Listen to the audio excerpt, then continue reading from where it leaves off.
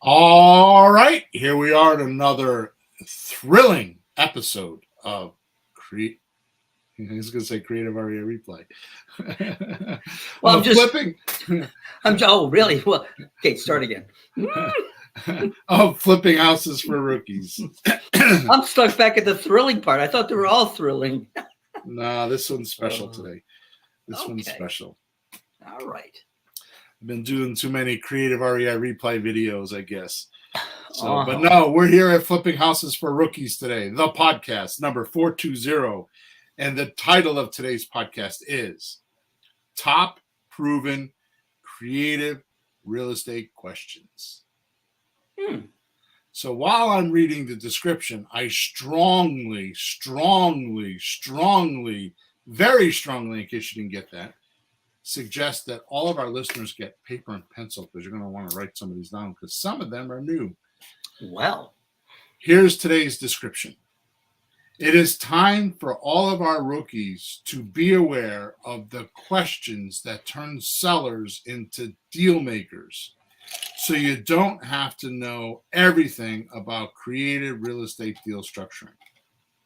If you are looking for the ultimate secret weapon for your deal-making arsenal, then this is your life-changing episode. Today, we're exposing the questions so potent, so irresistible, that sellers will be begging you to take their properties off their hands.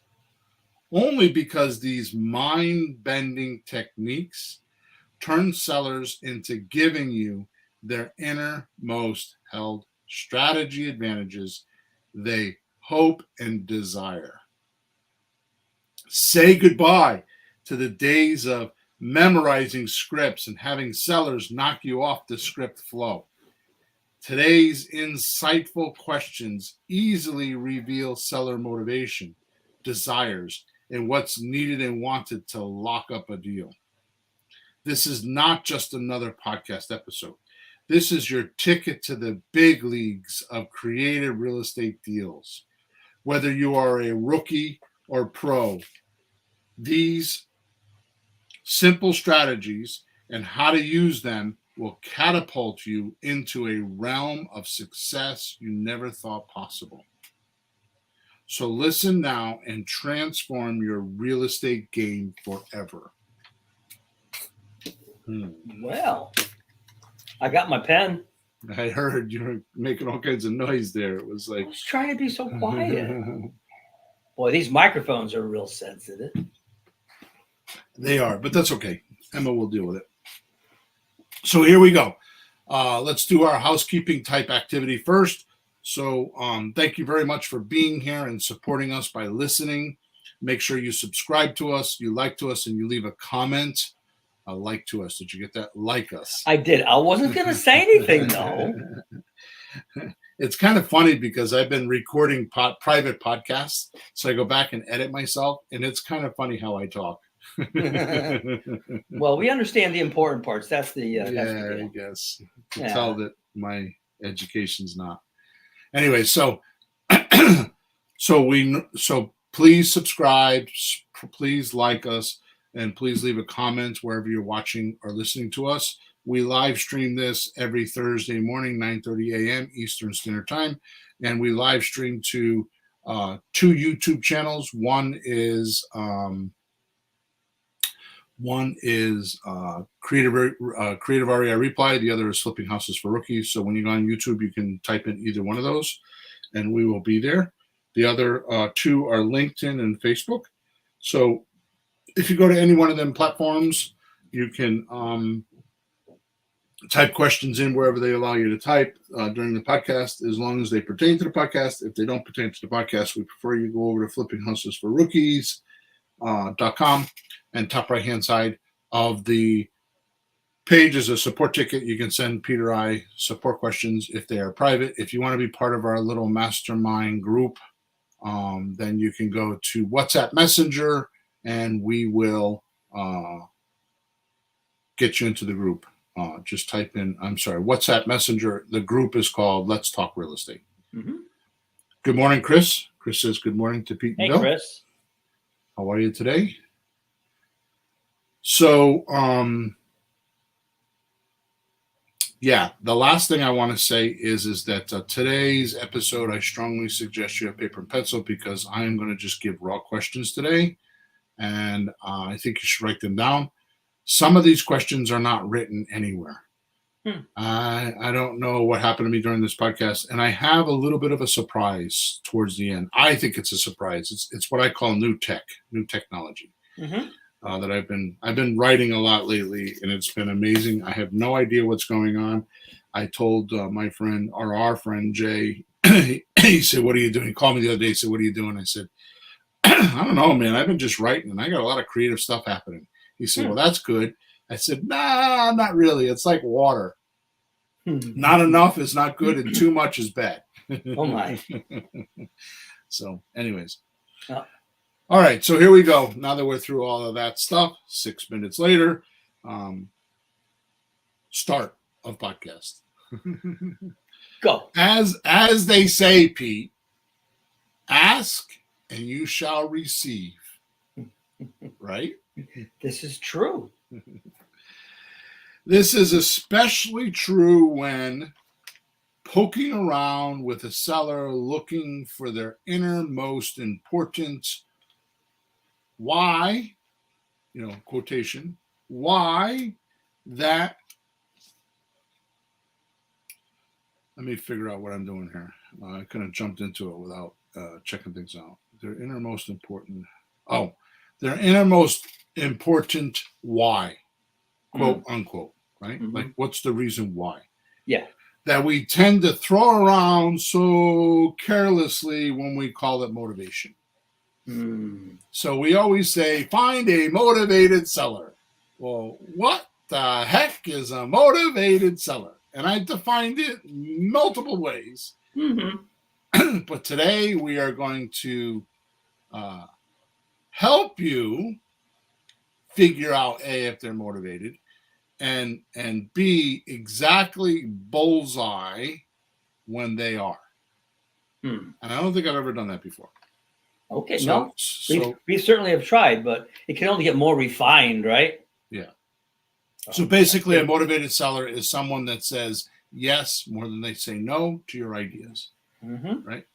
So truth is, all people on planet Earth have an inner and outer personality to deal with, right?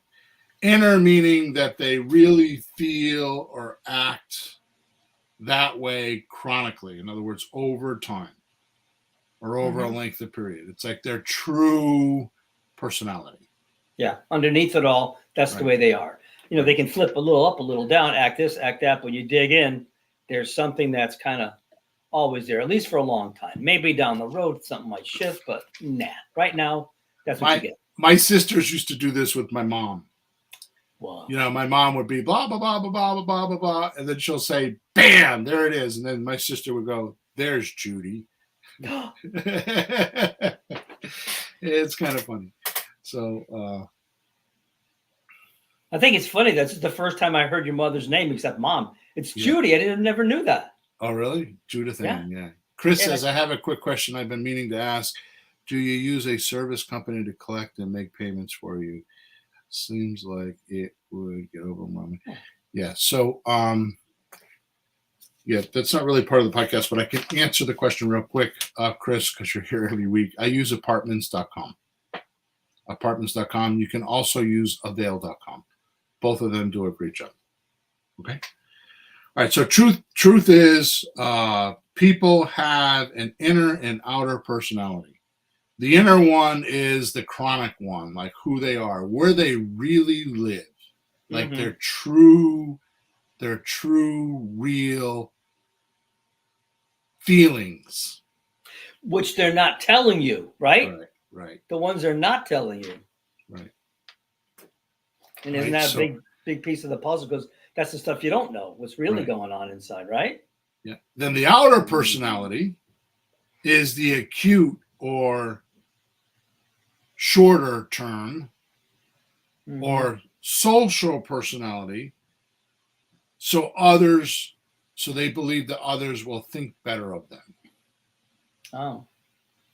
Now, I want to make a very short comment because I could make an entire podcast out of just this. Actually, I could probably make a series of 2 or 3 podcasts out of this, right? Of Yeah. people's personalities, because we're really in the people business. So that's what I study a lot of is personalities, right? Yeah.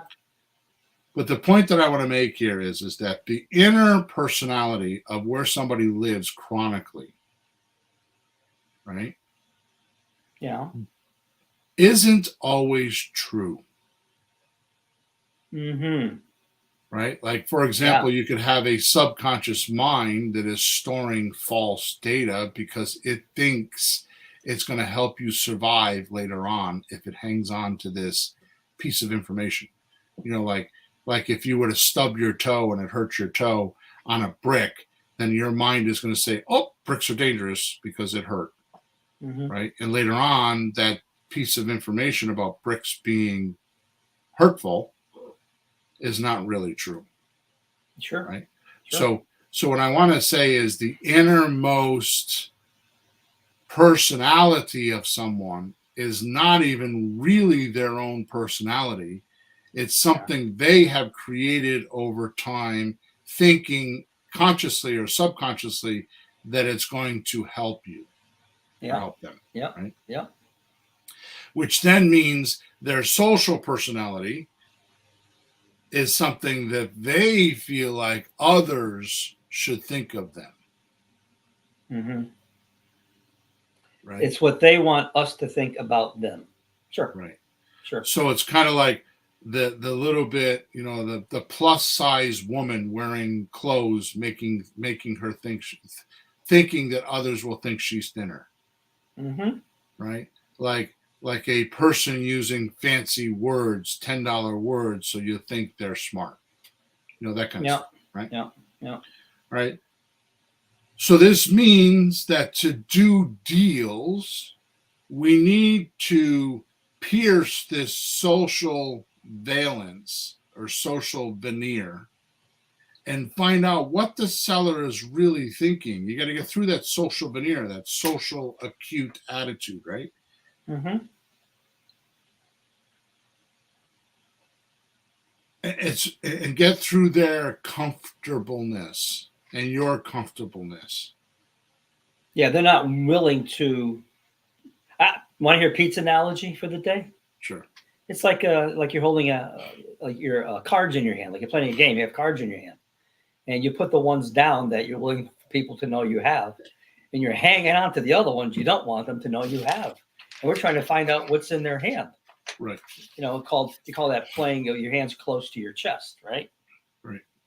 Anyways, that's what I think of when you say this stuff. Like there's something going on that we don't know that they might not know. Right. That's the part when the dealer puts the cards upside down on the table, some are upside up, and you don't even know what the one's upside down is. Right. The guy's next to you. Mm-hmm. Yeah, that's what I think of. There you go. So you have to be willing to pierce the social veneer. You have to be willing to ask certain questions. But here's the problem. Most people think these questions are evasive. So how do you get this information without being evasive? Right? Or in a way that they're willing to talk to us. Right? Mm-hmm. So what does it mean to be evasive, Peter? Well, you're trying to avoid answering. You don't want to answer. So you're saying when I'm talking to the seller, they're trying to they wouldn't want to answer some of these questions. They're avoiding it. They'll say something,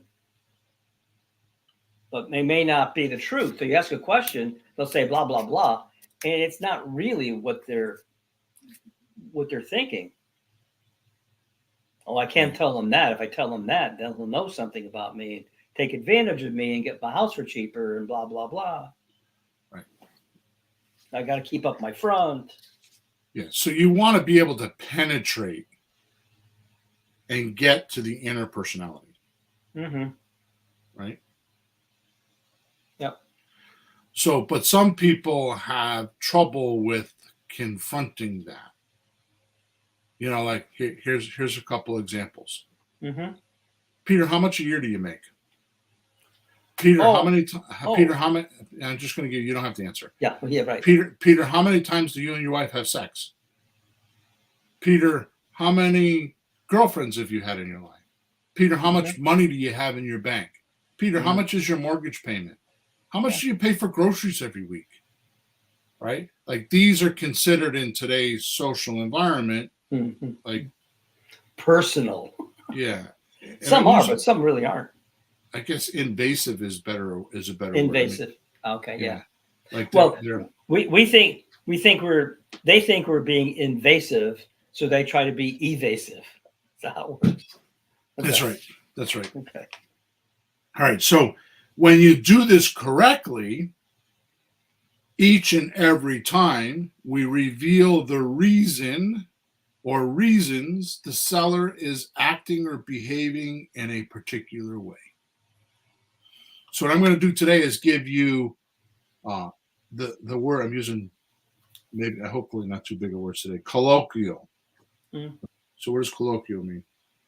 Well, that means like local, almost slang, like how we talk in a certain area, just modern words that may not, 100 years from now, may not be how people describe things, but it's how we speak to each other on some topics. Right. So it's a everyday language that most people are expected to understand. Mm-hmm. And you're right. It's like territory type talk, Yeah. right? Yeah. You don't teach So that in English as a second language. yeah. So we're going to go through some colloquial questions. In other words, they're not. Some of them may not even be questions. They're just going to be. They're going to feel like it's just part of the conversation, Oh, right? even better, huh? Yeah. And after today, you'll learn how to get a seller to reveal their general desires and what they're willing or not willing to do and why. Mm. See, Mm. that's what happens with a lot of rookies is they'll go down this road, they'll feel uncomfortable and they'll not even make phone calls sometimes because they're so worried about it, Mm. right? Because they feel like they're going to be too pushy, right? See, a couple podcasts ago, I introduced this thing called hard sell. Mm-hmm. So that's bad language for what it really is, Yeah, it sounds bad, but it's not. right? So technically what happens, like when you walk onto a used car lot and the salesman's being pushy about a car that you're not really interested in, that means that he's trying to sell that car to get something for him. Like there's probably a bonus on that car. Mm-hmm. And he's trying to get you to buy it for his benefit, not yours. Sure. That's where the connotation or the idea that sales is bad, Mm-hmm. because somebody is trying to get you to do something for their benefit and not yours. So if you have an issue with sales, then just realize you don't have to do that. You can persuade people into doing things that are right for them, Mm. and they don't know it. And that's what hard sell is. Hard sell is knowing wholeheartedly in all of your beingness, all of you, that this will definitely change their life. And you do not give up trying to get them to do that. Mm-hmm. That's conviction, Mm-hmm. right? So we have that type of a process, because when we do what we're doing, we're helping the seller, we're helping the buyer, we're helping our money guys if we use them, and we're helping our family. There's too many greatest good for too many. It's the greatest good for the greatest number involved, Yeah. right? You've been talking about that lately, and I've been working on that to make sure I've got that, and it's actually it's really different than thinking, oh, I'm just doing this for me, but than thinking like, no, I have more solutions than anybody. If they need, I can do more things for a person than a realtor. I can do more persons than an amateur. We have more options, more possibilities. We can shift left, right, up, down. We can do all kinds of things. Right. and with better money for the person. Well, So- money's not always the problem. No, but that's why he's kept it at the end. We can do Like more things, right? You could have, like, I had a client one time. I don't know why it's just popped into my head. He needed to move to Toronto. He was in Southington, Connecticut. He needed to move to Toronto because he was going to double his salary. And he had just had his third kid, I think, second or third kid. And the wife was complaining she needed help, and her family lived in Toronto. Money was not his button. Right. Money wasn't what he needed to be out of here in 3.5 weeks. That was his money. Money didn't fix that. Right? So much so that when I bought the house, I actually bought it on a rent to own, and I shorted the mortgage like $500 or $600 a month. So in other words, his mortgage was I'm making up numbers because I don't remember. His mortgage was like $2,000 a month, and I think I paid him $1,300 a month, or something like that, $1,400 a month. Yeah. He kicked in the other money because money wasn't the problem. All right. Before I divulge these magical questions, which you should be ready to write down, I wanted to say I have found too many rookies concentrating on what they are going to say next. And never really hear the seller tell them how to structure a deal. See, it's cause and effect, right? You're trying to generate an effect, okay? And if you generate an effect that has human emotion reaction, then that's where you should stay. Right? So if you say to the seller, blah, blah, blah, and they go, they get misemotional about it, then there's something there they're not confronting or trying to hide from you, one or the other. That's the place to stay. That's the room to stay in, because if you keep poking at them a little bit, and a bad way to put it, but if you keep poking at them a little bit, it'll pop out.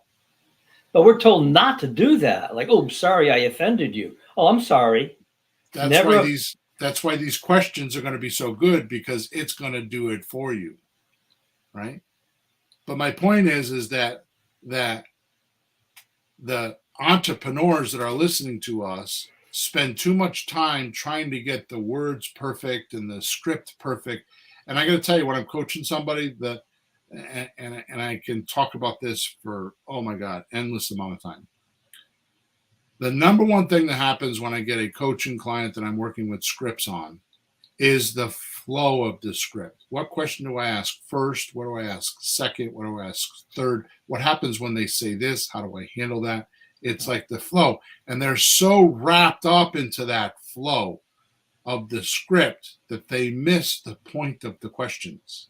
They're so busy worrying about the questions and what they should do next, aka their acute personality, right? Their social personality is trying to run the conversation.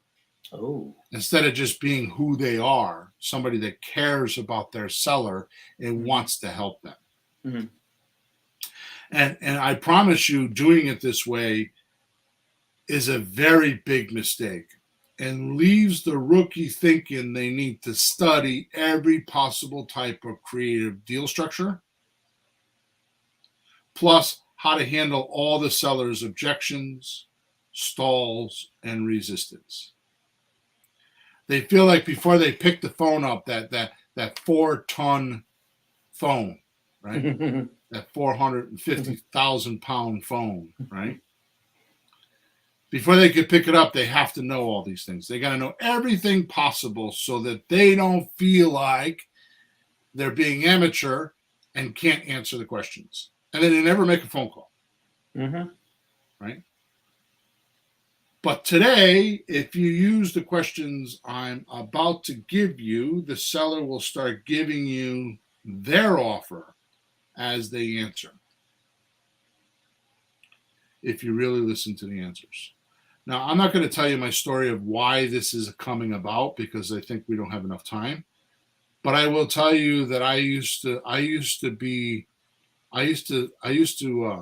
travel 45 weeks a year. all over the country. And we used to offer automotive repair consulting. So we would meet with auto repair. I would meet with a dozen auto repair shop owners weekly, all over the country, all different genres, all different everything, right? Yep. And I can tell you that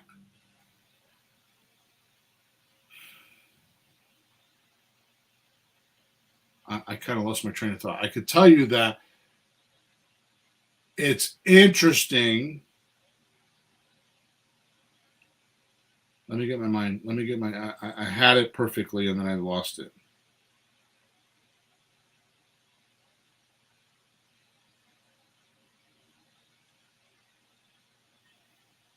I lost my train of thought. I have to move on. I'm sorry.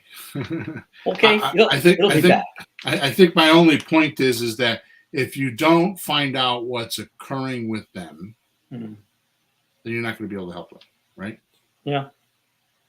Well, we think we do, and we think we do, and then nothing happens. So I guess we didn't, right? Right. I read a policy that was written by the guy that actually owned this company, this consulting company. Mm-hmm. And he said that it was a policy, right? And I read it and I read it and I read it and I was like, holy crap. Because sometimes I'd spend 2 or 3 hours with each one of my clients before I close them. And he said the best consultants can do an entire cycle in a half hour, 45 minutes, because they would find out what's wrong and what needs to be helped and then give it to them and the person would do it. Right? All right. Yeah, so yeah. Now, relieving you of having to know every deal structure in rebuttal, here are some of the questions. Okay? Yep. And I think I have about 9 or 10 of them. Some you've heard before, but some you haven't. So I'm going to just number them just to keep track of them. These are not the numbers that you give in order. These are just random numbers so you can keep track of the questions when I'm talking about, right? Sure. So number 1, how long have you been trying to sell? Yeah. Right? Why is that important? Days on market. I'm going to read these first. I'm going to just read them and then we're going to go over them a little bit. Not every one of them, but we're going to go over the ones that I think are important. Yep. So number 1, I'm going to read each one twice so you can write them down. So number 1, how long have you been trying to sell? Number 2, what other alternatives have you considered? Number 2, what other alternatives have you considered? Number 3, if I had a magic wand and could give you an ideal closing, what would that look like to you? You've heard me say that multiple times, and I have multiple ways in saying it, but for this podcast, it's if I had a magic wand and I could give you an ideal closing, what would that look like to you?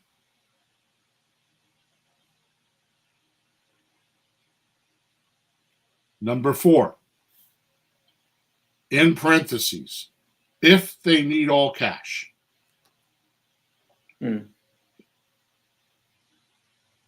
Out of parentheses, the question. What are your plans for the money? So number 4, in parentheses, if they need all cash. The question is, what are your plans for the money? Yep.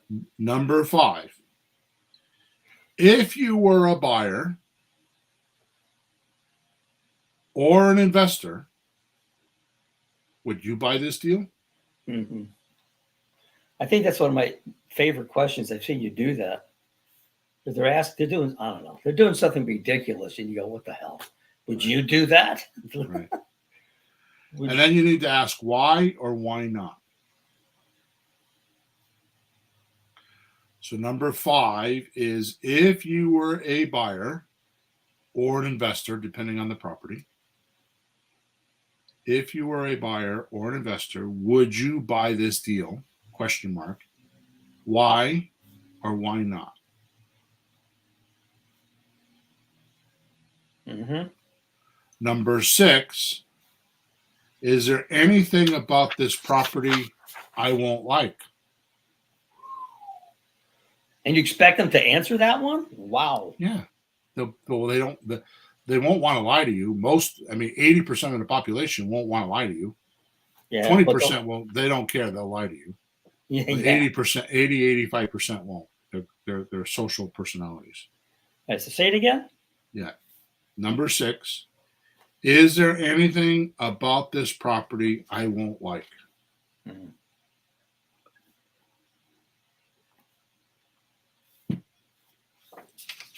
Mm-hmm. All right. So those are just questions, right? Some of them are in my script, some of them are not. Okay. Yeah.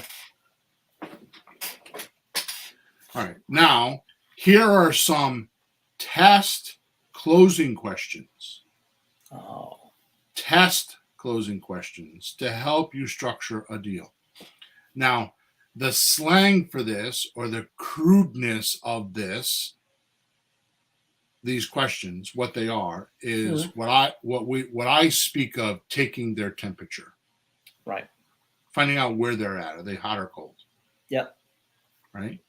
So I'm going to number these with letters now. They're not numbers. They're going to be letters so we can keep track of the difference. Yep. So A, this is your question. What is more important to you, getting your price or getting your profit? Or getting more profit? Yep.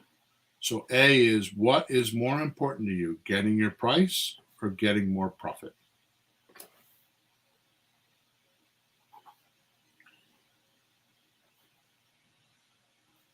Now, this one is new. This one I want to somehow put in the scripts. I haven't figured out where yet, but I like this one a lot.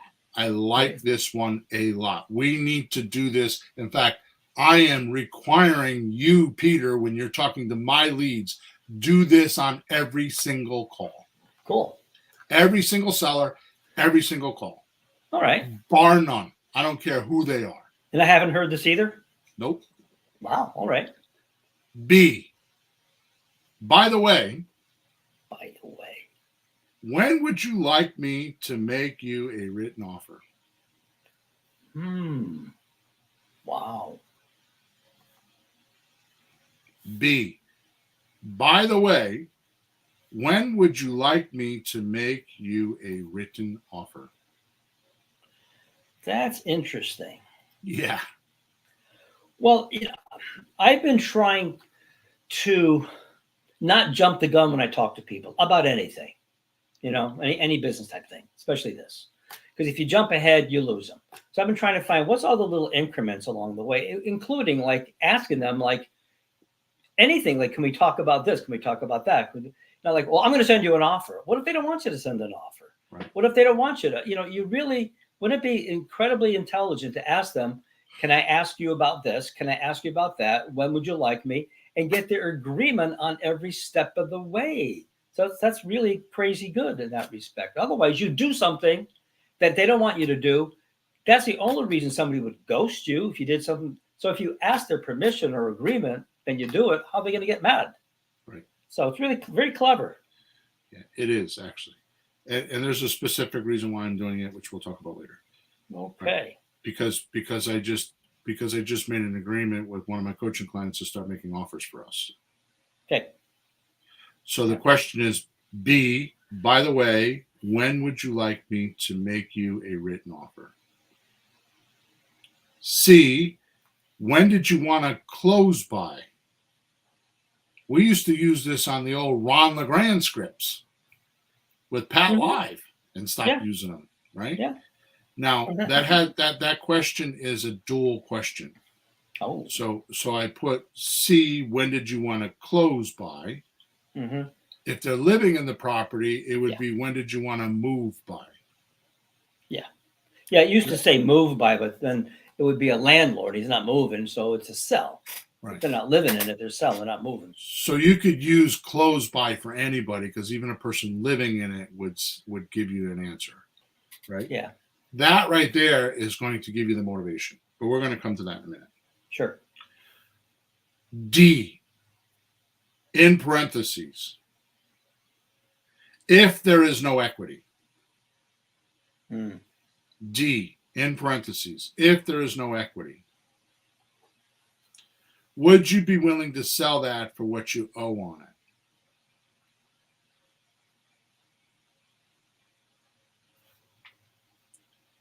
it? In parentheses again,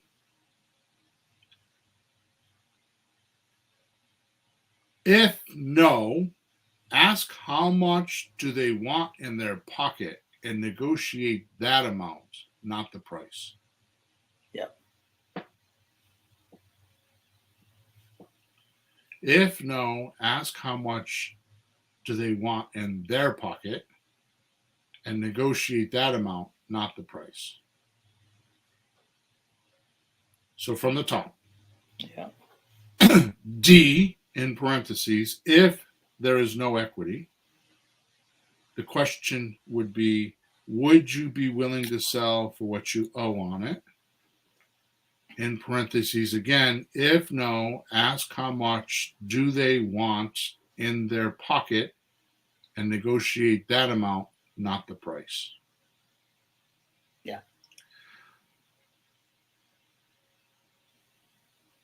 Now, I'm going to tell you right off the bat, without any doubt in my head, that one question is the only question you need to find and do subject to deals. There is no other script. And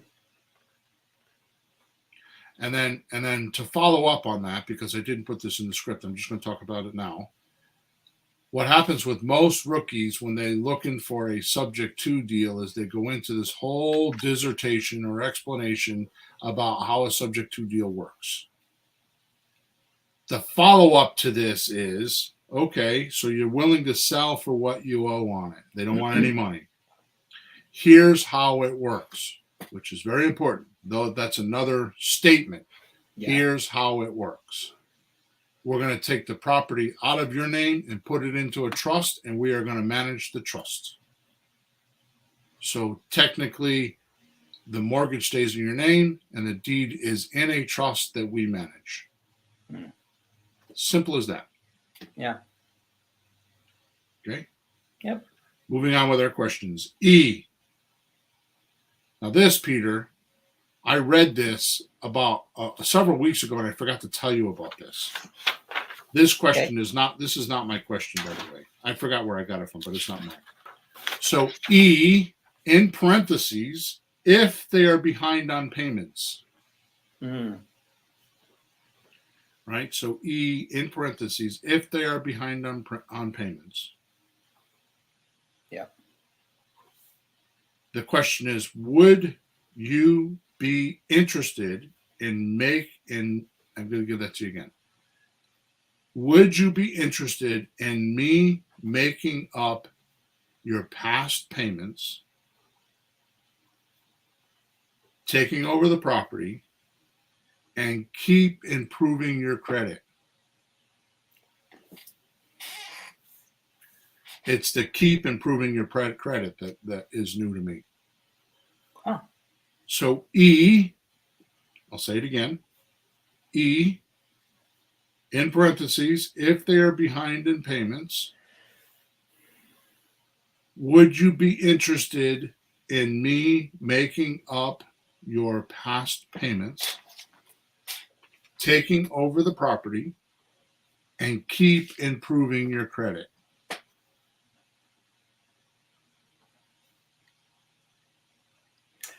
In this case, would there be any equity in the house, or are they just under at this point? It doesn't matter. Mm-hmm. Because I'm going to tell you right now, the magic there is and keep improving your credit. Yeah, because they're ruining it. Well, they already know it's ruined, and they already put themselves into, kind of like what's a good movie? I'm thinking of like, movies where there's an underground community and an above ground community. Yeah. Like, what I'm talking about? Like, some of the sci-fi movies where there's, the underground community that are the underdogs and the fighters, and the above ground is where the suppressive people are and running the community, right? Yeah. Yeah. This kind of gets you there. Once they lose their credit, they kind of go underground. They're like a sub population, right? And they know that they can't be like the rest of us with credit. So when you say keep improving your credit, it's a huge thing. Sure. There you go, Chris. Thanks, Chris. He said, like the Demolition Man movie. There you go. That's good.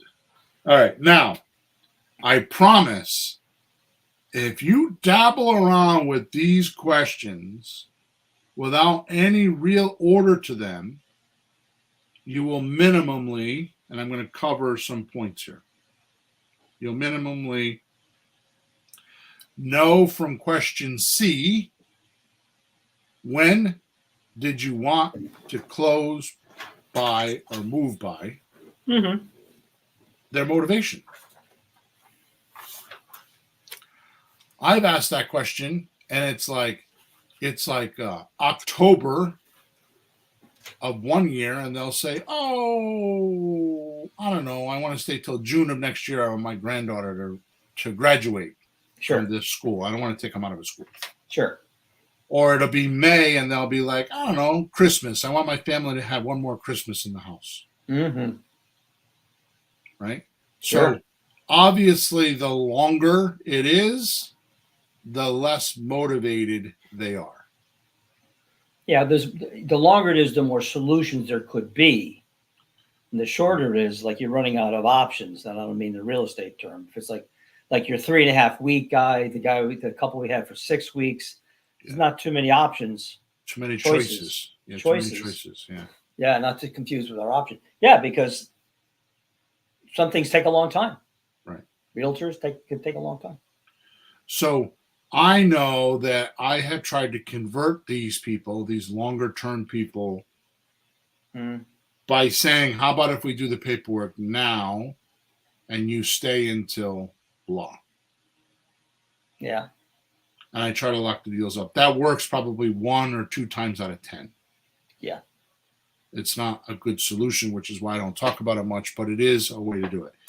So by just asking, like almost like, what is your price? Right. So actually I just figured it out. I'm going to change the script now. So you do your pleasantries, right? You talk your pleasantries, right? You say, okay, whose name is on the deed? Yeah. No. Is the house for sale? Yeah.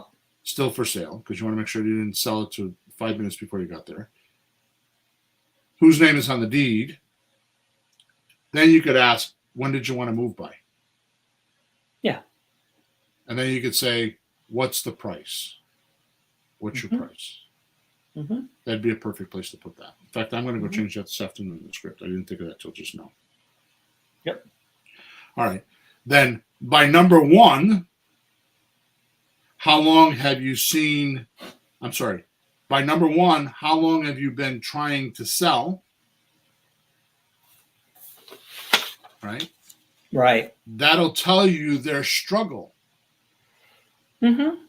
Either why they're selling or their struggle with selling. Yeah. All right. So understand it's like a chain of events. Right? In computer language, it's called the URL chain. In other words, you go to this page, then that page, and then this page, and then that page. It's a chain linked together. Okay. Okay. So if you say to them, how long have you been trying to sell? And they say 8 months, you have to go backwards on the chain now. Oh, why is it taking you 8 months? Well, because the realtor really messed up. Oh, okay. So what were you expecting from the realtor? And then you're in the realm of, oh, I have to sell because. Mm. Would the question, what other alternatives have you considered? Would that fit in there? I'm going to get there next. Okay.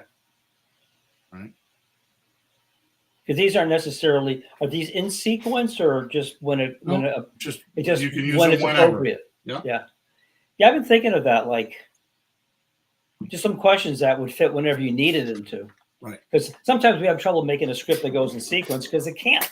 They'll say something, so you just have to have some, well, Yeah, they, when I teach scripts, when I teach it, which I haven't for a while because it's just because, but I teach it. I'll say there's 10 points you need to cover, or 10 questions. We'll say Yeah. 1 through 10. This is an arbitrary number. Yeah. 1 through 10, right? You're going to call up and start with 1 and want to go 1, 2, 3, 4, 5, 6, 7, 8, 9, 10. Sure. You'll get to question 2 and they automatically jump into question number 7. Mm-hmm. So they jump ahead, right? So what I do, which is more innate than training, right? It's just my nature, is they're at number 7. Let me handle number 7. And then I do 7, 8, 9, 10, and then I circle back to 1, 2, 3, 4, 5. Okay, now you surprised me. I totally, I've worked on this with you before. I even moved some scripts around in sequence to do that. But 7 makes sense because they're talking to you. I thought you would go back to where you left off. Wouldn't you be getting ahead to the end of the script and miss things you would need to know in the beginning if you did that? So there's a difference, because if I ask a question in number 2, I want an answer. So I'm going to make sure I go back and finish question number 2. Yeah. But if their reality is in question number 7, I'm going to finish off number 2, make sure I got what I needed. Yeah. Then I'm going to go to 7, and then I'm going to go 7, 8, 9, 10, and then go back and probably do 3, 4, 5, 6, because I need to do all of them to get everything I need. Okay, that was going to be my next question. So, but it makes sense. Like if they're on 7, they're thinking ahead. So the next questions would finish that whole topic and how that works. And then is it possible that the guy would be happy and be done and you don't need any of the earlier questions? No, the problem is that even if you don't ask the questions, you want to verify. Okay. Right? Did you know this? We're going to do that. Did you know that? We're going to want to do this, and you're aware of that, and you want to go over the points because you don't want to leave anything out. That makes sense, because if they're already past that and they don't need it, you just want to make sure there isn't something like you might hit question 4 or 5 and they go, oh, wait a minute. Then you can fix it. If no, you just wrap it up. That makes sense. And a good example is I've sold 5 houses, so I know what you're talking about. So I know what a lease option is. Yes. So you don't have to, so you could just start from there. So would you consider doing a lease option? Yeah. Right. And then you do 7, 8, 9, 10. But then you go back and say, what are your expectations of a lease option? How do you expect this to work? Yeah. To make sure he fully understands what a lease option is. Sure. You go over the details, that he's in agreement with everything, even though he cursorily said, oh, sure, I know all about it. You have to do all the details. You don't need to convince him to do a lease option. He already knows what it is. But once you get a deal done, you go back and verify, like, oh, you said you knew what it was, but let me just check. That's really interestingly makes sense. Yeah. Because people will jump ahead, like they want to get through. They're really impatient lately. They just want to get to the end right away. So you have to do that because you're there, but then you have to fill in the blanks to make sure it's not a minefield of a problem that comes up later, like in 2 minutes in the conversation later. So moving on, because we only have 10 minutes left and I have a lot to cover. So moving on, what other question number 2? What other alternatives you have considered? Yeah. Right. So what they've considered now that they wouldn't consider before. Basically, that's my statement. Time changes everything. Yeah. Before they only wanted cash. Now they can't get all cash. And now they're going to listen to some other alternatives. Mm-hmm. From number 3, if I had a magic wand and I could give you a deal, give you an ideal closing, what would that look like? What would that look like for you? Would be your actual deal structure. This is them giving you an offer. Yeah, it's not just the price, it's how they want to do it. Mm-hmm. Okay. It's in the raw. It's in the rough, though. You can't just take it. It's in the rough. That's that. With some other questions, which I'm going to cover, you can smoothen it out. But this is in the rough. Like when you say, if I had a magic wand and I could give you an ideal closing, what would that look like to you? They're going to structure the offer for you. You don't need to be a deal structure maniac. Yeah. Right? They'll actually tell you what they want. Mm-hmm. Now, they may not know all the choices they have, but all you need to do is break it down to I want all cash or I'm willing to take payments. Mm-hmm. And then you know which way to go, right? From number 4, if they want all cash, what are your plans for the money? This gives you a why. Why do they want all the money? Yeah. Or as I said earlier, the reason or reasons for the seller acting or behaving a particular way. Mm-hmm. When somebody says they want all cash, the only thing that you should see in your head, the only thing you should think of in your mind is this. Why? What is it that's happening in their life that they need this much money? In other words, this is like a Christmas fund. For 11 months, you put money into it. Now you're going to the bank and saying, give me my money. I want to go Christmas shopping. So why? Because Christmas is December 25th and they need presents. They don't need the money. They need presents. Oh, wow. To be more specific, it's true. They don't need the money. They don't want to be embarrassed to show up without presents.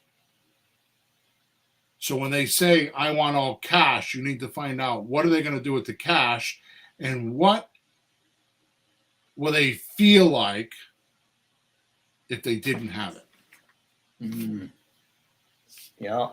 Another great question, just before or after this one, is what's more important to you, getting your price or more profit? So those 2 questions go hand in hand. Well, that one would tell you if they wanted cash, then you do the question. And then you could do the question, or you could do it the other way around. Right. Okay. So question number 5, if you were a buyer or investor, would you do this deal? Why or why not? This tells us what they think about investors and buyers. More importantly to me, and this is huge to me because I've talked to way too many sellers, how oblivious they are to where the money's coming from that they're asking for. They just want it. They're not thinking that the house is worth 200 and they're asking 250 and somebody's just going to pay it. So how do you get the house appraised for 250?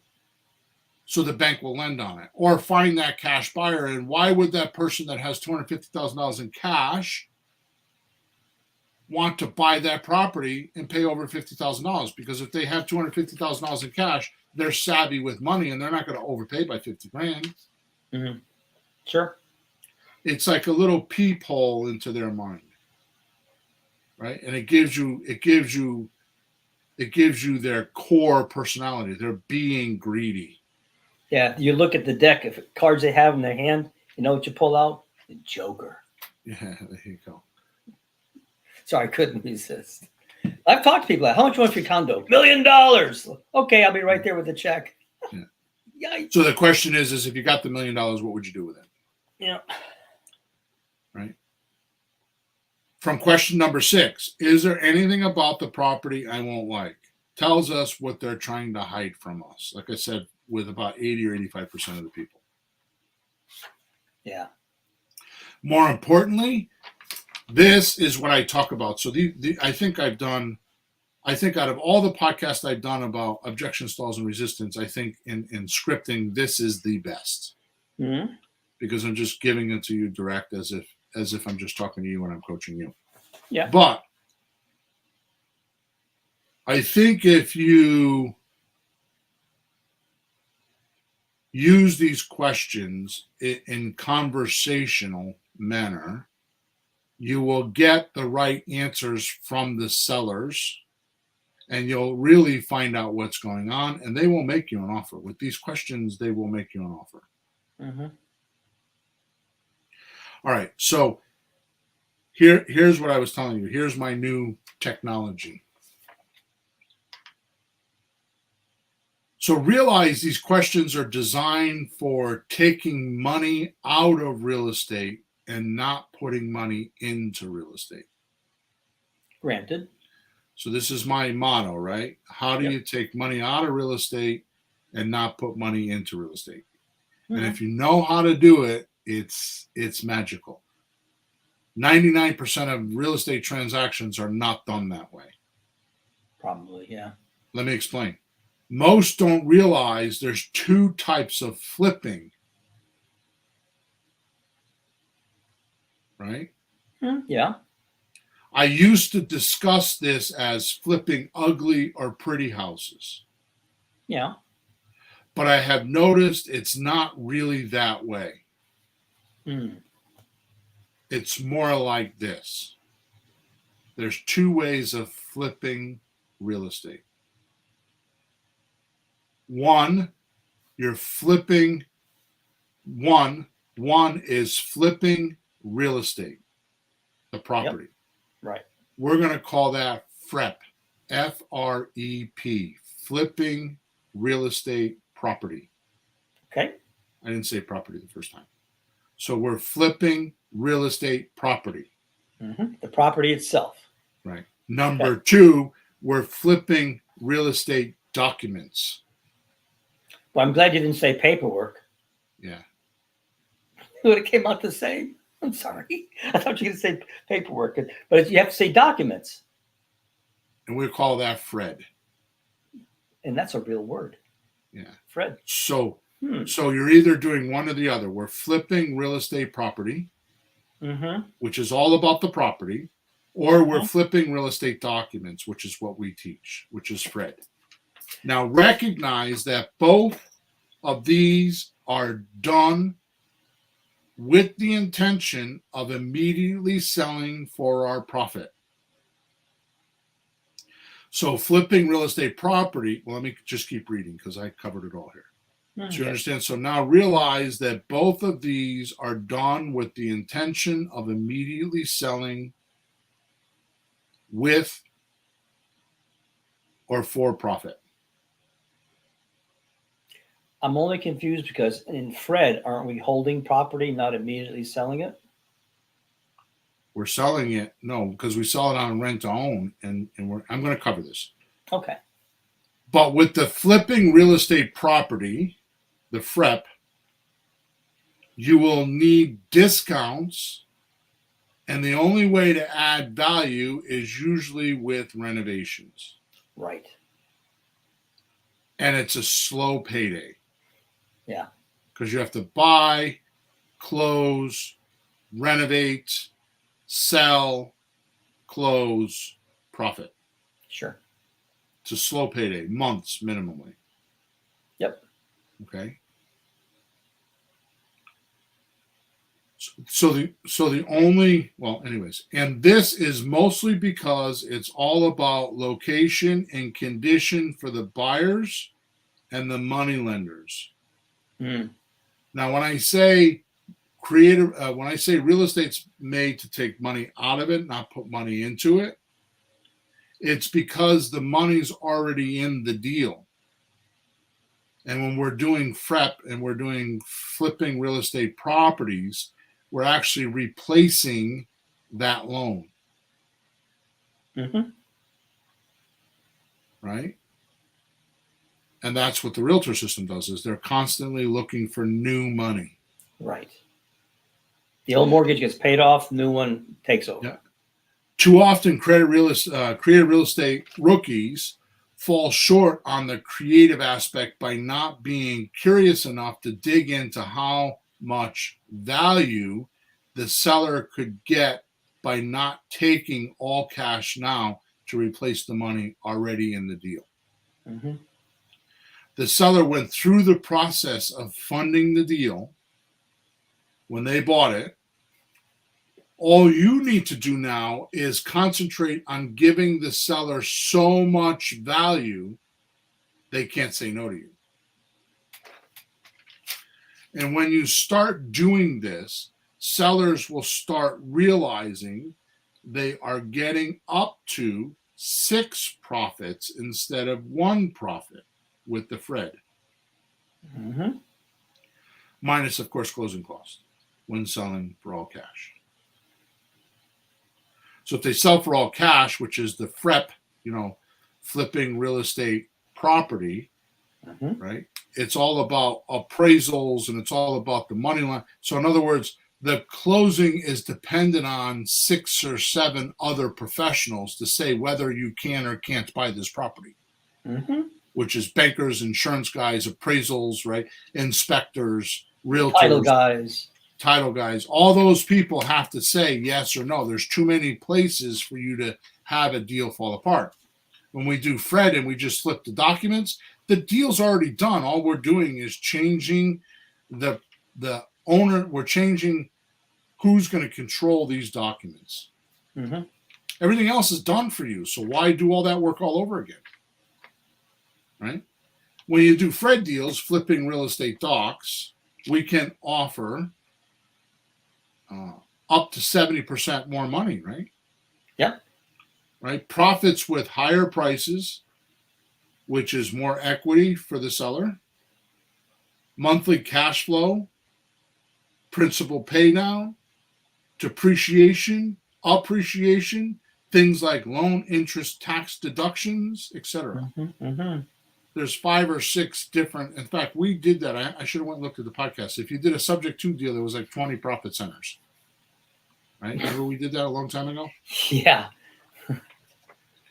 And you don't think of them. You never think of them because you look at one at a time. You never sit there like, let's add them all up and go, holy crap. Even the basic 6 or 5 or 6, it's like, whoa, add that all up. Yeah. I just read a statistic that went something like this.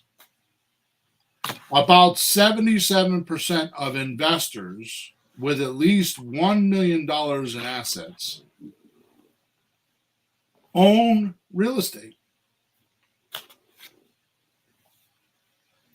And I feel that's because it's not only a multiple profit center, but it has multiple tax benefits. I know people or have known people that buy real estate just because their business makes so much money they need the tax write-offs. Got to put it somewhere. Right? And those tax write-offs for the real estate owned bring down their natural income tax-wise. Right? My last point for today before we end off, because we're at 2 minutes over the hour. Why 93%, and that's an arbitrary number because I think it's actually 96%, but why 93% of all creative real estate entrepreneurs are poor is because we get paid from our buyers giving us the money, not the sellers.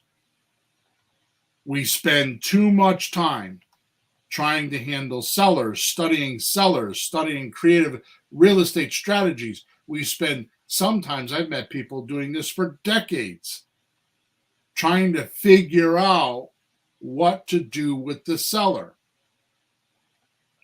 Now, of course, our sellers allow us, now listen to what I'm going to tell you, because this is probably the most important of this entire podcast, the most important point in my head of this podcast. Okay. Now, of course, the sellers allow us to use their property to attract the buyers, much like flies to honey. All we need to do is have the concept that we need to convince the seller, and not even convince them, show them the value they're going to get if they let us use their property to attract the buyers, because our paycheck is coming from the buyer, not the seller. Right? But if you don't have 1, 2, 3, 4, 5, 10 houses on the market for buyers to see, how do you expect to get paid?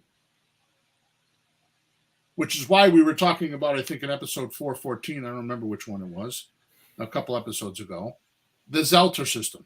I'm sorry, Zielter system. I keep saying it wrong. Zielter system, which is just getting a bunch of option agreements stacked up and getting ready to sell. It's pretty much what a realtor does. A realtor stacks up their listing agreements and gets a bunch of them on the MLS, hoping one of them will pop this month or two of them will pop this month. So if you're not presenting properties to a buyer, and the buyer is the one that's going to pay you and get you to go free, and you're spending all your time, all your effort, all your money on how to talk to sellers, you're going to be poor. Pete, isn't it funny that so many rookies worry about this? Worry about talking to sellers, hoping to get a deal, and get all wrapped up in the semantics and the details of the seller, and the seller doesn't pay them.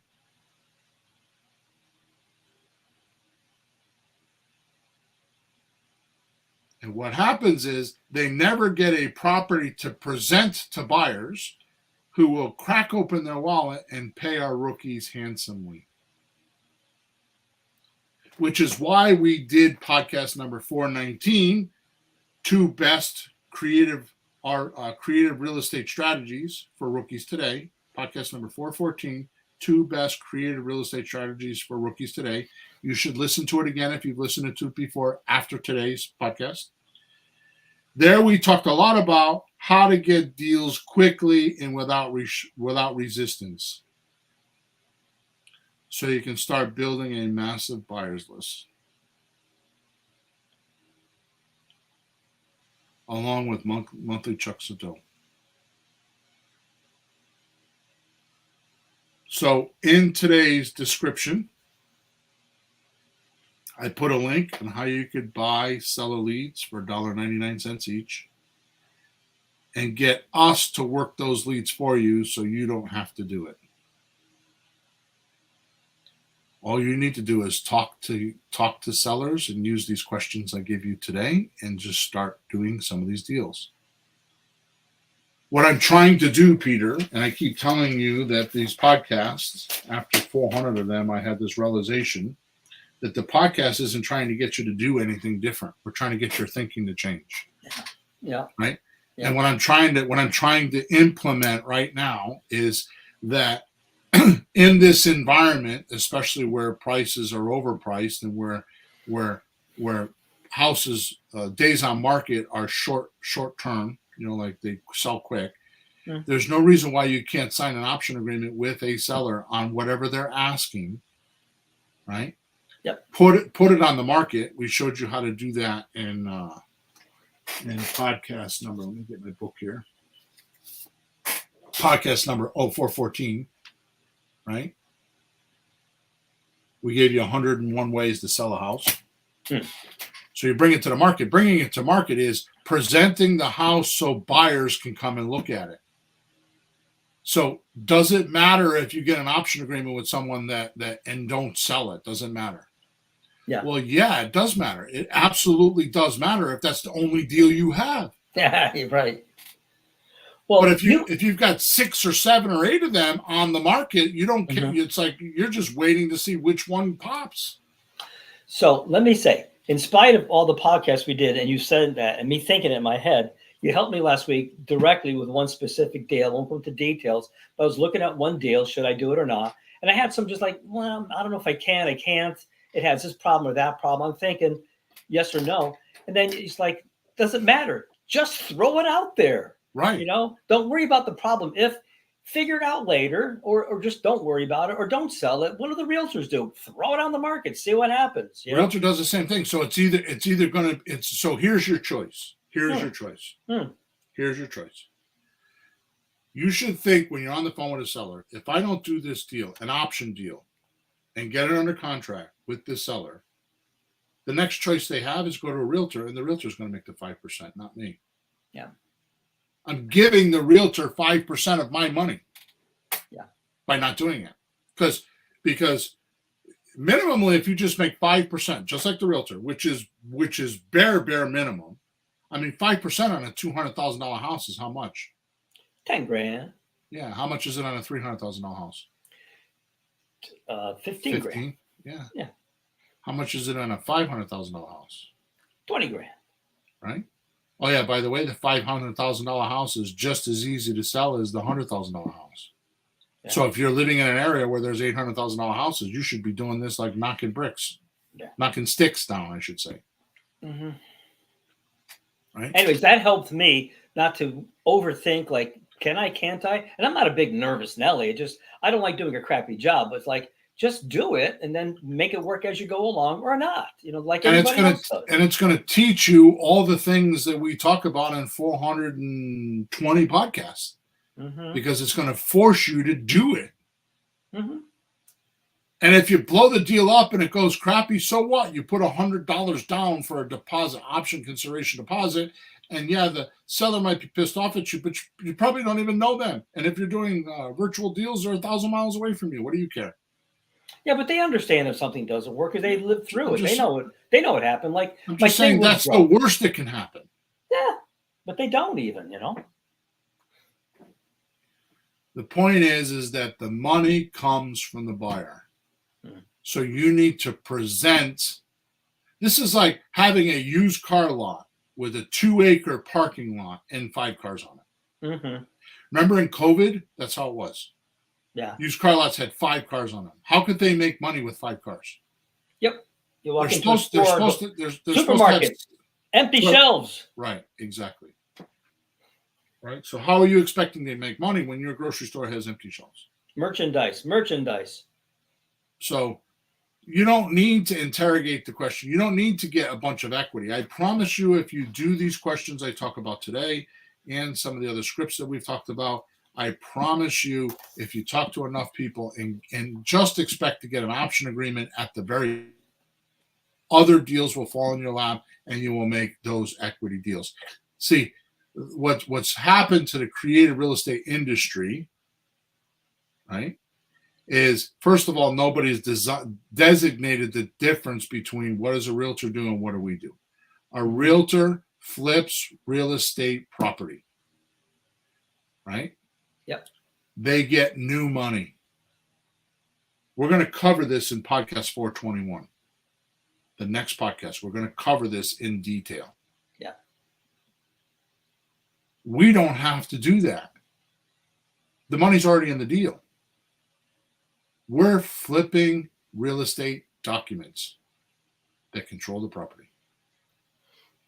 And those documents are designed that if the deal goes sideways, you don't get hurt. But if the property's in your name, you get hurt. If you took a bank loan for $400,000 and it doesn't go right and you're stuck with a $3,000 a month mortgage, you get hurt. Yep. We don't do that. Anyways, we're 13 minutes over. I got on a rant there. Sorry about that. Thank you so much for listening to us. Make sure you subscribe to wherever you're watching us or listening to us. Make sure you like us. Make sure you leave a comment. And if you have any questions, go to flippinghousesforrookies.com. Top right-hand side, there's a support ticket there. Or join our WhatsApp messenger group the group is called Let's Talk Real Estate. It's our little mastermind group. It's got about 100 people in it. Okay? Over and out. Chris says, great episode. Thanks, Chris. Over and out, and catch up with you on podcast number 421, and it's called The Ultimate Barrier to Every Creative Real Estate Deal. Have a good week.